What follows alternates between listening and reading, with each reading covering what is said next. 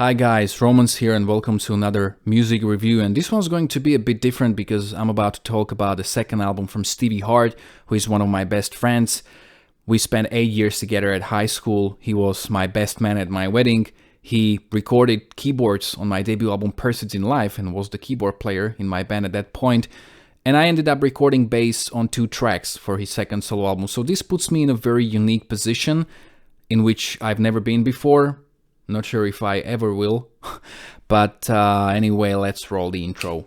Music review. Music review.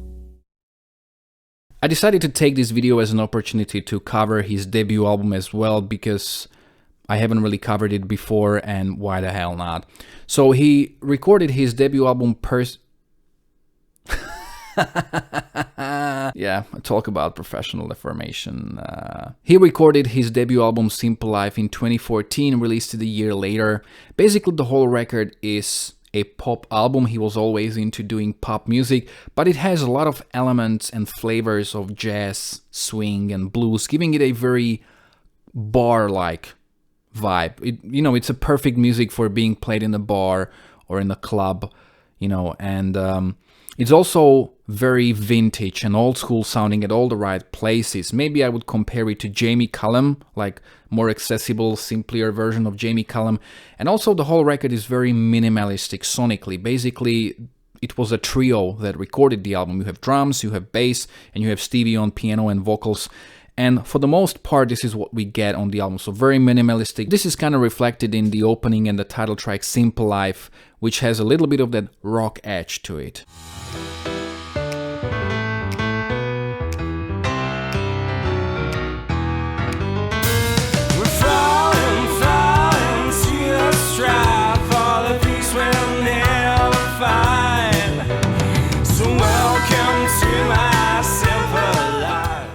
I really like this song and I think it has great lyrics.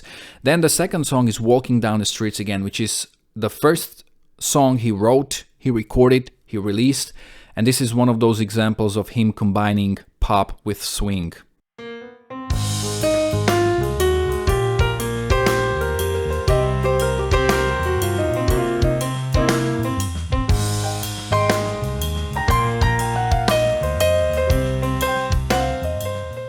Almost Pointless Symphony is a groovy track that's for the most part based on the same groove, something that he explored a lot more on his second album, and I think that this is one of the few tracks from his debut album that would really work on the second one. Crying through my fingertips, imagining them on your hips, but there's only this piano on the wall,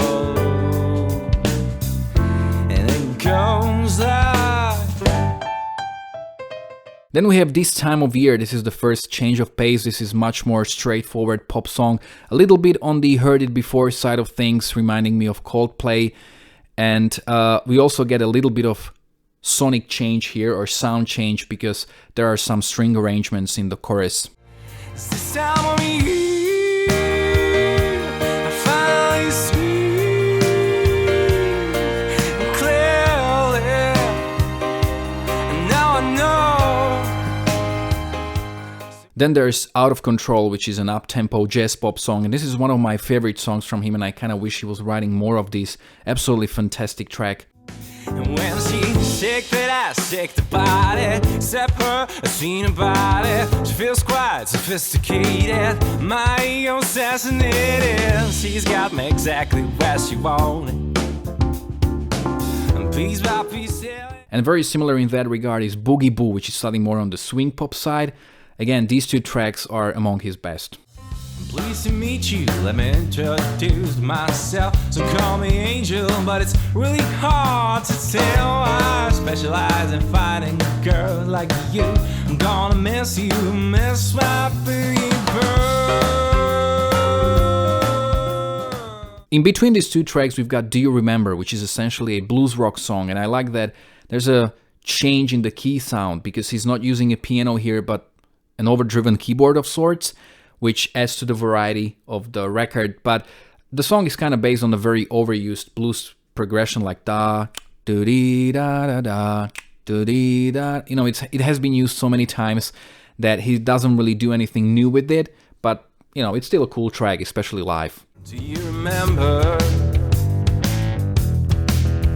when we were fine? Do you remember the time? Probably the biggest change in the sound comes with the track Obviously, where the bass player uses fretless bass and the drummer uses brushes on his drums. And this is a very slow swing ballad, and it's just a beautiful, beautiful track. Really, it has so much emotion, and a lot of people seem to dig this track, much to the surprise of Stevie. Can't imagine find a place for me to be.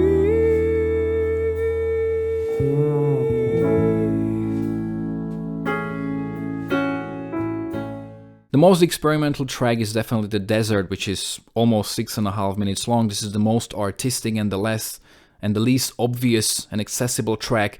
Kind of a slow, takes its time to develop, but I really like the atmosphere it puts you in. Coming from somewhere below the heaven, above the underground. Raindrop song is like a soundtrack to some tragic romantic movie during spring, and it is also a little bit on the heard it before side of things, but it definitely has its moments, and again, the atmosphere is pretty strong in here.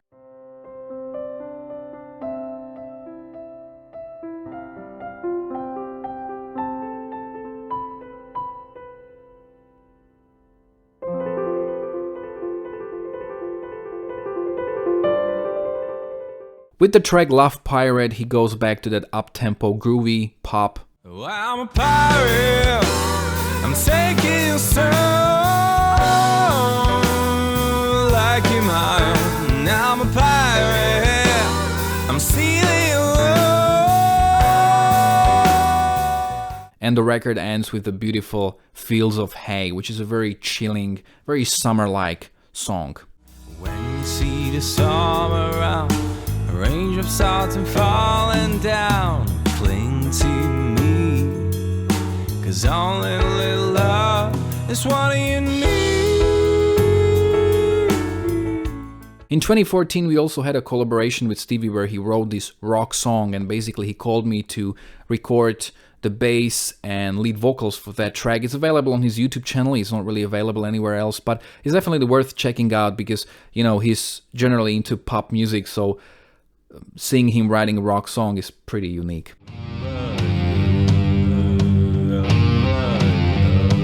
'Cause I'm ready to fight, ready to win. It's gonna take some time to finally realize. And now let's talk about his second solo album, You and I. First of all, there's this really weird thing about this record, because just like his debut album, it's available everywhere on all the streaming platforms, on his YouTube channel.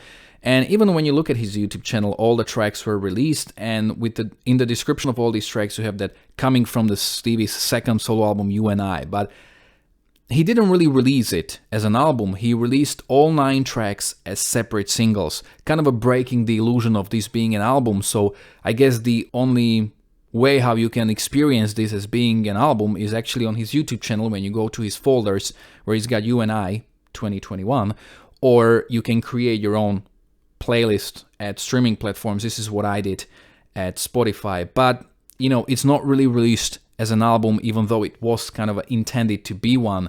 So that's kind of a strange thing to do, but you know, I decided to treat it as a record.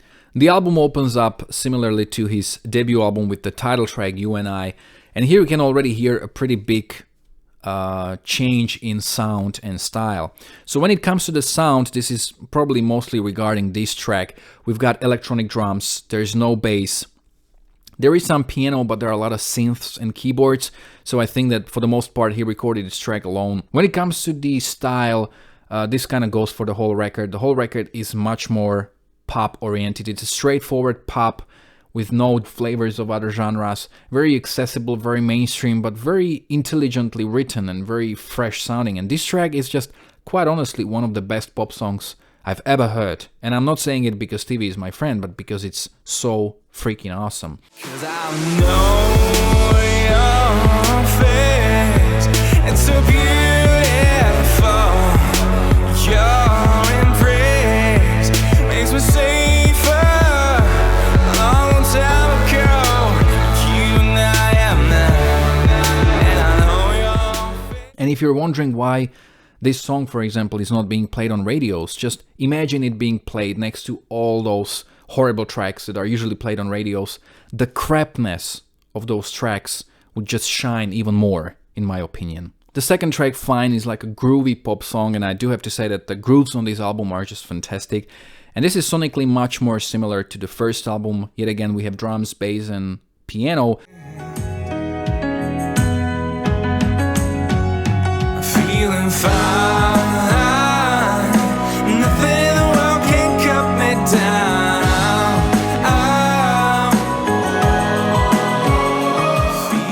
The production is bigger. There are some synths sometimes as an arrangement in the background. Also, there's this really great part, Get Yourself Those Who Lift You Up Higher, or something like that, and those vocals. It's a really nice moment in the track. People want to put you down, 'cause just those who lift you higher. One day you will find him. When you listen to My Favorite Fantasy, you will definitely think of Billie Jean from Michael Jackson, because these two tracks have almost identical grooves. And this is Stevie's way to pay homage to the king of pop, Michael Jackson. And I do have to confess, when I heard the track for the first couple of times, I was like, come on, Stevie, couldn't you come up with the groove that's less similar to that iconic one? But, you know, the more I listen to it, the more I appreciate the track, because that's the beauty of it. You can take a groove that's basically identical to Billie Jean, and you can write a song around it that couldn't be more different. And that's really what I like about this song, that this is one of the things he really wanted to explore on the second album, to have a song basically based on one groove that's being repeated throughout the whole track, and just kind of changing the arrangements a little bit. And yeah, this song absolutely works. I really love it. My favorite fantasy, the rhythm flowing through me now. Would you set me free, making me move? And it's when I live in ecstasy, light the fire within me. Yeah. Another great groove-based track is Run With Me. Really great melody, fantastic chorus. Come with me, run with me. We'll run away, you and I together. And we'll start all over. Come with me, fly with me. And we'll fly away to forever. And I love those vocal arrangements that he has. Really, they add certain playfulness to the track. Say things that I want to do. I feel the heat. Rhythm of the Night is a duet where he's singing with Adela Kvitova, and she was one of the contestants in Czechoslovakian Idol back in 2018. I think she ended up in like top 5 or top 6 or something. And this is one of the two tracks where I play bass, and these two tracks basically have Iako lineup from the first album. There's Tibor on drums, there's me on bass, and Stevie singing and playing the piano. And this track is in many ways similar to My Favorite Fantasy. You also have this one bass groove that's just being repeated throughout the whole time. And this is a much more chilling track. It has certain charm, I do have to say. Tones and colors all around, find them in the rhythm of the night. Living in perfect ecstasy, harmonies and melodies collide. But quite honestly, for me personally, this is like the weakest track on the album, mainly comparing it to all the other really fantastic tracks here, which is kind of a paradox considering that I play here, but you know, I'm just being honest here. Headlines is a track that he released back in 2018 when he shot a music video for it, and quite honestly, this is the best music video I've ever seen. And I'm not saying it because Stevie is my friend, but because this is genuinely how I feel about it. The amount of Easter eggs, details, and the overall, just the way the video is made, it's just absolutely amazing. I was blown away. It's one of those music videos that you kind of have to watch more times to appreciate, to get all the details, because if you just watch it continuously one time, like 90% of the stuff, you'll miss it. but it's really great. I also played in the music video, which might have contributed to how great it is. And I was wearing this t-shirt because I was the music industry guy. Stevie let me keep the t-shirt because I didn't have enough of them. Just save today, so strong we cannot feel afraid.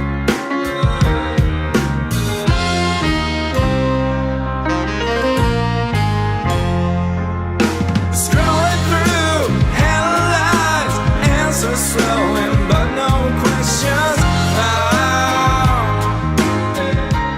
And also the track is really great. It's a very fresh sounding pop. This is an example of an intelligent and very original pop music. Great melody, great structure, and also this is the only song where he has a saxophone solo, and this is one thing that I kind of regret about the second album. There are quite a few moments in other tracks where I think there's a room for a saxophone solo. And you know, that's interesting that even his first album would work perfectly with saxophone. And from all the gigs he had, I think the majority of them were actually with the saxophone player. When I was at some gigs for the first album, I was like, gee, you really should have had saxophone on the first album. It's putting the songs to another level. And it's kind of how I feel about this second album as well. But, you know, at least we have it here in this one.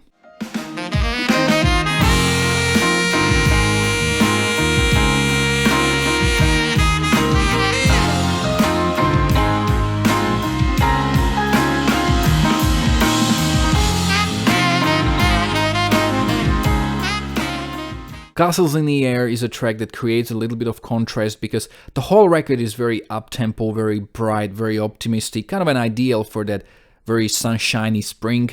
But Castles in the Air is a more nostalgic, melancholic ballad, reminding me of One Republic or Coldplay, but it's really heartfelt and the emotion is just strong with this track, and that's why I really enjoy listening to it. It's a beautiful one, beautiful track.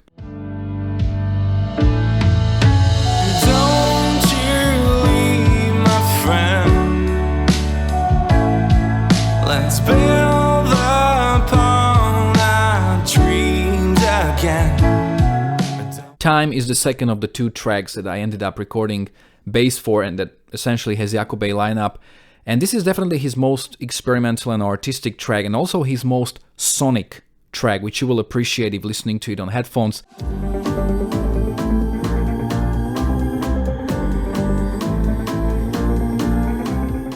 And most of that is thanks to me and my pedal effects, but of course it's also the song allowing me to do all this stuff. I really enjoyed working on it. I also did end up recording backing vocals, and that was funny because we were in the studio and, you know, Stevie was like, can you do some backing vocals on this track? And I was like, yeah, sure, what do you want me to do? And he was like, just do whatever, you know, hit random notes. So that's what I ended up doing, just like hitting random notes within the scale, and then they kind of build up this choir, and it's really cool.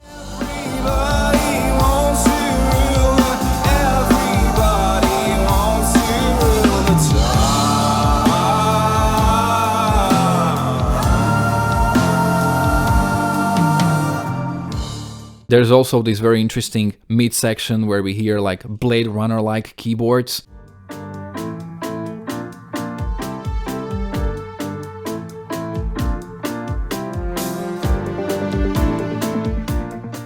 Interesting thing about these two tracks that were recorded together is that there was also Nico there in a studio who was the saxophone player on the first album. So if he played on those tracks, this would be literally the lineup from my first album. And this was at the time when we did A Way to Oppose studio live video, which was shot in May 2018. So we spent 2 days at the studio, and on one of these days we basically recorded these two tracks for Stevie.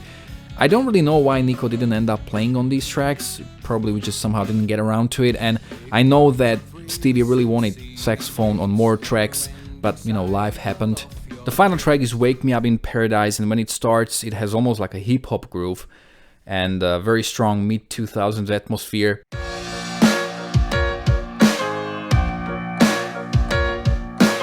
And actually, Stevie is really great at rapping. He released the cover of Macklemore's Thrift Shop at his YouTube channel, so you can kind of check his ability to rap. He's really great at this, so maybe that's something he's gonna explore in the future. And this track is slightly more, again, on that rock side of things.